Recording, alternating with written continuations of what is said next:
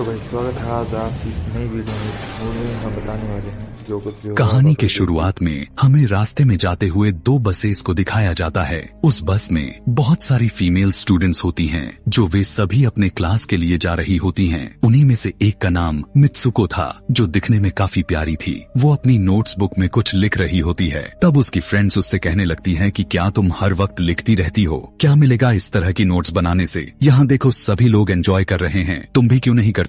ये कहकर उसकी फ्रेंड उसकी नोटबुक को छीन लेती है और उसका पेन नीचे गिर जाता है और वो अपना पेन उठाने के लिए जैसे ही झुकती है तभी हम देखते हैं कि उस समय कोई चीज बहुत तेजी से आती है और उस लड़कियों के साथ उन दोनों बसेस को आधे पर से ही काट देती है, जिसकी वजह से सारी की सारी लड़कियां दो हिस्सों में कट जाती हैं। इसी के साथ जैसे ही मित्सुको ऊपर उठती है तब यह देखकर काफी हैरान हो जाती है कि यह क्या हो गया। अब क्योंकि वो नीचे पेन लेने के लिए झुकी थी इसीलिए बच गई थी। यह देखकर बहुत ज्यादा डर जाती है और बस से उतरकर भागने लगती है। यहाँ पर हमें पता चलता है कि इन सभी को काटने वाली चीज कुछ और नहीं बल्कि हवा ही थी जो सभी को काट रही थी। यह हवा अब मित्सुको के पीछे भी पड़ जाती है। यह देखते हुए मित्सुको चिल्लाते हुए काफी तेजी से भागने लगती है। भागते समय उसे आगे चार लड़कियां और भी दिखाई देती हैं और वो उन्हें झुकने के लिए कहती हैं, लेकिन काफी देर हो चुकी थी। वो हवा उन्हें भी आधे पर से काट कर चली जाती है। लेकिन उनमें से मित्सुको एक लड़की को बचा लिया था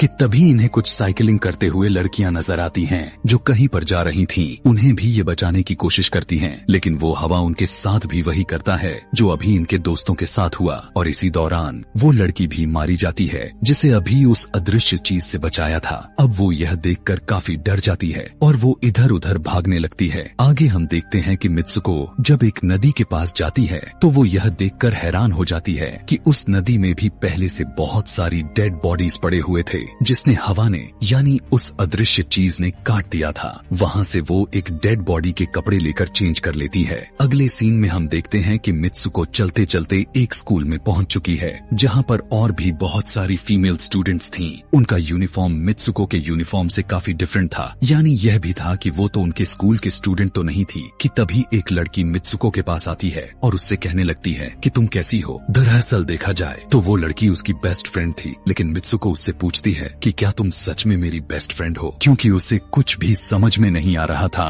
कि उसके साथ हो क्या रहा है। वो काफी सदमे में थी। यहाँ पर हम यह भी जान पाते हैं कि मित्सुको और उसकी बेस्ट फ्रेंड काफी ज्यादा एक दूसरे को प्यार करती हैं कि तभी वहीं पर तेज हवा चलती है और मित्सुको डर कर बिल्डिंग के अंदर चली जाती है। उसकी बेस्ट फ्रेंड को कुछ भी समझ में नहीं आ रहा था कि ये हो क्या रहा है। वो मित्सुको से पूछने लगती है कि तुम इतना ज्यादा कांप क्यों रही हो और इतना ज्यादा डरी क्यों हो, तुम्हें हो क्या गया है। तब मित्सुको अपने बेस्ट फ्रेंड को सब कुछ बता देती है कि किस तरह से एक हवा का झोंका आया और उसके स्कूल के सभी स्टूडेंट्स को काट कर चली गई। यह सुनकर उसकी दोस्त उसे विंडो के पास ले जाकर उसकी हाथ बाहर निकाल कर कहने लगती है कि ये देखो ये बस हवा है और कुछ नहीं। यहाँ पर मित्सुको के दिल को कुछ शांति मिलती है और इसे लगने लगता है कि शायद ये मेरा ख्वाब ही हो सकता है। जिसके बाद मित्सुको का बेस्ट फ्रेंड अपने दो और दोस्तों को लेती है और क्लास को बंद करने का प्लान बनाती है। जैसे ही ये चारों क्लास के बाहर जाने के लिए निकलने ही वाली होती हैं कि तभी वहाँ पर उनकी टीचर आ जाती हैं और उन्हें देख लेती हैं, लेकिन वो चारों वहाँ से भाग जाती हैं। वे चारों भागते भागते एक लेक पर आ जाती हैं। वहाँ पर मित्सुको की बेस्ट फ्रेंड अपने दोनों दोस्तों को भी उसके ख्वाब के बारे में बताती है। तभी उनमें से एक लड़की कहती है कि हो सकता है कि यह सच हो, जैसे मिरर वर्ल्ड होती है जहाँ पर इस दुनिया से ऑपोजिट यानी उल्टा होता है। यह कहकर वो तालाब में एक पत्थर फेंक कर कहने लगती है कि देखो यहाँ पर मैंने तो पत्थर फेंका है, लेकिन हो सकता है कि दूसरी दुनिया में मैंने ऐसा ना किया हो। कि तभी अचानक से उस तालाब में से एक क्रोकोडाइल निकल कर आता है, उसमें से एक लड़की को खा जाता है। फिर वो लड़की कहने लगती है कि देखो मैंने कहा था ना, जो इस दुनिया में होता है वो उस दुनिया में बिल्कुल भी नहीं होता और जो उस दुनिया में हो रहा है वो इस दुनिया में नहीं हो सकता। तो इसको भी उसी दुनिया में मगरमच्छ ने खाया है। और यहाँ पर ये देखो ये तो बिल्कुल सेफ है। उसी लेक के पास एक बिस्तर यानी एक बेड नजर आता है। ये चारों उस बेड से तकिए को उठाकर खेलने लगती हैं कि तभी हम देखते हैं दूर से दो लड़कियां इन्हें देख रही थीं। उन दोनों लड़कियों में से एक ब्राइडल बनी हुई थी क्योंकि ये दोनों लड़कियां आपस में एक दूसरे से शादी कर ली थीं। जिसके बाद उनमें से एक फ्रेंड बताती है कि हमें कुछ ऐसा करना होगा जो उस दुनिया में इम्पॉसिबल हो, क्योंकि हमारे हमारे किस्मत तो पहले से लिखी जा चुकी है, लेकिन हम इसे बदल भी सकते हैं। जिसके बाद ये सभी लड़कियां अपने स्कूल में वापस आती हैं और नेक्स्ट लेक्चर लेने के लिए क्लास में चली जाती हैं कि तभी मित्सुको देखती है उसके पास एक तकिया पड़ा हुआ है। अब जैसे ही वो इस तकिए को उठाने के लिए नीचे झुकती है कि तभी उसकी टीचर पूरे क्लास में गन से फायर करने लगती है और जैसे ही मित्सुको उस तकिए को उठाकर ऊपर देखती है तो उसके क्लास के सभी लड़कियां मारी जा चुकी होती हैं और यहाँ पर एक बार फिर वो बच जाती है जैसे पिछली बार अपने ड्रीम्स में बच गई थी। मित्सुको की टीचर उसके पास आकर कहती है कि तुम्हारी हिम्मत कैसे हो गई, इस क्लास को बंद करने की, तुम्हारा भी मरना तय है। कि तभी उसी वक्त दो लड़कियां और आ जाती हैं और मित्सुको को बचाकर वहाँ से भागने की कोशिश करती हैं, लेकिन एक दूसरी टीचर वहाँ पर आकर उन दोनों लड़कियों को मौत के घाट उतार देती है। अब जितने भी स्टूडेंट्स की जान बच गई थी, मित्सुको उनके साथ बाहर भागने लगती हैं, लेकिन स्कूल की सभी टीचर्स उन सभी लड़कियों पर फायरिंग करने लग जाती हैं। अब यहाँ पर फायरिंग के दौरान सभी लड़कियां जैसे ही वहाँ से बाहर आती हैं तो यहाँ पर हवा उन्हें काट देती है। यहाँ पर अब मित्सुको यहाँ पर एक बार फिर से अकेली रह जाती है और वो वहाँ से भागकर क्राउड एरिया से होता हुआ पुलिस स्टेशन में जाती है। वो वहाँ पर सब कुछ बताने लगती है। उसकी यह बात सुनने के बाद पुलिस वाली लड़की उससे कहती है कि लेकिन तुमने स्कूल वाली कपड़े तो नहीं पहने हुए हैं। और जब वो उसके सामने एक मिरर को रखती है तब मित्सुको उस मिरर में देखती है कि वो तो एकदम से बदल गई होती है और लोग उसे मित्सुको के नाम से नहीं बल्कि उसे किसी और नाम से बुला रहे थे। यहाँ पर हमें पता चलता है कि उसकी शादी होने वाली थी। तब वही पुलिस ऑफिसर उसे उसकी शादी के लिए लेकर जाती है। यह देखकर आसपास के लोग उसे कॉन्ग्रेचुलेशंस दे रहे थे। अब जैसे ही वे सभी उसे लेकर चर्च पहुँचते हैं तो मित्सुको को बेस्ट फ्रेंड भी वहीं पर मौजूद होती है। मित्सुको उससे पूछने लगती है कि यह सब मेरे साथ क्या हो रहा है। तब उसकी दोस्त उससे कहती है कि अभी खामोश रहो, हम अभी किसी के कंट्रोल में हैं, बस जैसा मैं कहूँ तो तुम वैसा ही करो। और यह कहते हुए वो उसका वेडिंग ड्रेस पहनाती है और उसे वहाँ जाने के लिए कहती है। अब जैसे ही वो अपनी मैरिज सेरेमनी के लिए आगे बढ़ती है तो वहाँ की सभी लड़कियाँ उसका मजाक उड़ाने लगती हैं। यह देखकर उसकी बेस्ट फ्रेंड एक एक करके सभी को मारना शुरू कर देती है। जिसके बाद जैसे ही मित्सुको आगे बढ़ती है तो उसके ग्रूम की जगह एक ताबूत खड़ा हुआ नजर आता है।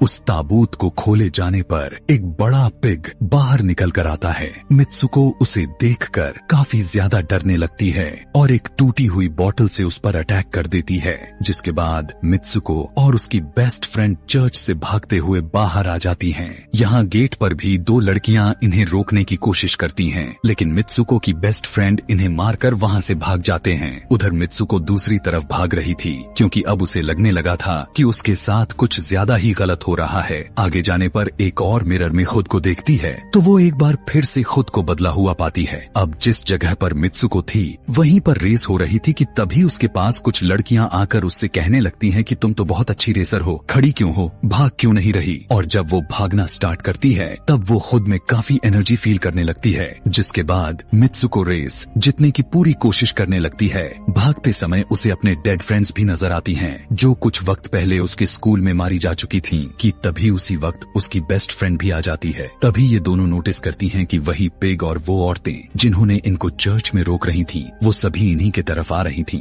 भागते समय कुछ लड़कियां मित्सुको से कहने लगती हैं कि इस दुनिया से बाहर चली जाओ। इसके बाद हम आगे देखते हैं कि मित्सुको भागते भागते एक सुनसान अंधेरी जगह पर आ जाती है। वहीं पर कुछ स्टूडेंट्स नजर आती हैं जिन्होंने यूनिफॉर्म पहना हुआ था। वो सभी लड़कियां मित्सुको से कहने लगती हैं कि हम सभी मरे हुए हैं और तुम्हें भी मार देंगे। लेकिन तभी मित्सुको की बेस्ट फ्रेंड वहाँ पर आकर उस लड़की को मारकर वहाँ से मित्सुको को भगा ले जाती है। मित्सुको की बेस्ट फ्रेंड उसे अपना नाम जोर जोर से पुकारने के लिए कहती है, जिस पर मित्सुको अपना नाम जोर जोर से लेने लगती है। इसी के साथ मित्सुको अपना असली रूप में वापस आ जाती है। उसकी बेस्ट फ्रेंड उसे अपना हाथ दिखाते हुए कहती है कि प्लीज मेरे हाथ में जो वायर लगी हुई है उसे बाहर खींच दो ताकि मैं इस दुनिया से बाहर जा सकूं। लेकिन मित्सुको को डर भी था कि कहीं यह वायर खींचने से उसकी जान न चली जाए। और क्योंकि मित्सुको अपने बेस्ट फ्रेंड को काफी ज्यादा प्यार करती थी इसलिए वो ऐसा नहीं करना चाहती थी, लेकिन ज्यादा उसे फोर्स करने पर वो उसकी वायर्स खींच देती है। वायर खींचते ही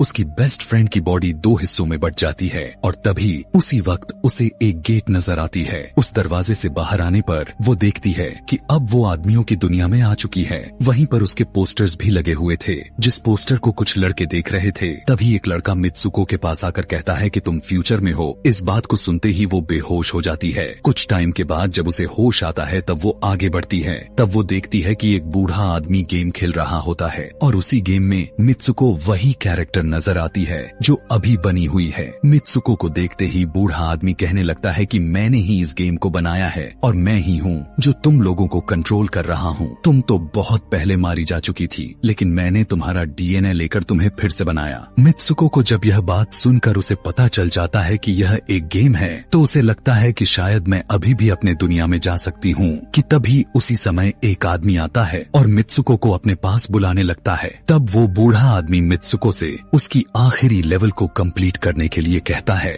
वो आगे बढ़ने लगती है कि तभी मित्सुको को अपने दोस्त की कही हुई बात याद आ जाती है कि अगर हम इस दुनिया में कुछ ऐसा करेंगे जो दूसरी दुनिया में इम्पॉसिबल हो तो तुम इस गेम से बाहर आ जाओगी। और इसी के साथ वो इस आदमी का गला दबा देती है और कहने लगती है बस करो हमारे साथ खेलना। यह कहकर मित्सुको उस बूढ़े आदमी की छड़ी को उठाकर अपने पेट में घुसा देती है, जिस वजह से उसकी मौत हो जाती है। और यहाँ पर हम देखते हैं कि बूढ़ा आदमी यह सोच भी नहीं सकता था कि मित्सुको ऐसा कुछ कर सकती थी और इसी के साथ उसकी डेस्टिनी पूरी तरह से चेंज हो जाती है। वो इस दुनिया में यानी गेम में तो मर चुकी थी, लेकिन असली दुनिया में वो अभी भी जिंदा थी। आगे हमें ये भी दिखाया जाता है कि मित्सुको के बाकी के कैरेक्टर्स भी किसी न किसी वजह से अपने आप को मार लेते हैं और अब वे सभी गेम का पार्ट नहीं थे। अगले सीन में हमें मित्सुको को बर्फीले जगह पर लेटा हुआ दिखाया जाता है और अब वो अपने रियल वर्ल्ड में आ चुकी थी। और इसी के साथ यह दिमाग घुमा देने वाली कहानी